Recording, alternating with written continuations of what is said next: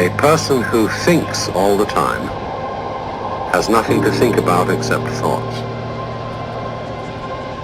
So, he loses touch with reality and lives in a world of illusions.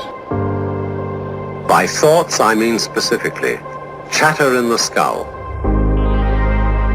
perpetual and compulsive repetition of words, of reckoning and calculating. I'm not saying that thinking is bad. Like everything else, is useful in moderation. A good servant, but a bad master. And all so-called civilized peoples have increasingly become crazy and self-destructive because through excessive thinking they have lost touch with reality. That's to say, we confuse science with the real world.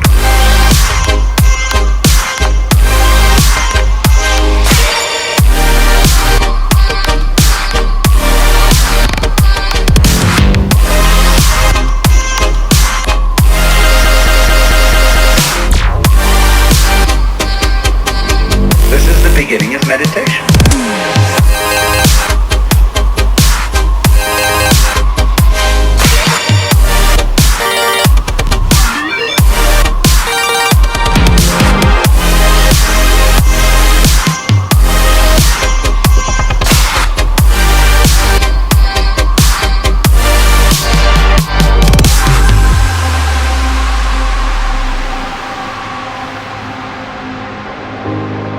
Most of us would have rather money than tangible wealth, and a great occasion is somehow spoiled for us unless photographed.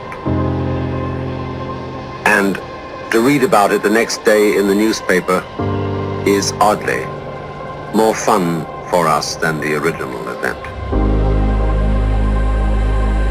This is a disaster, for as a result of confusing the real world of nature with mere signs, we are destroying nature. We are so tied up in our minds that we've lost our senses.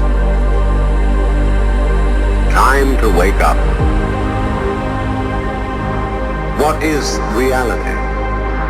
Obviously, no one can say because it isn't words.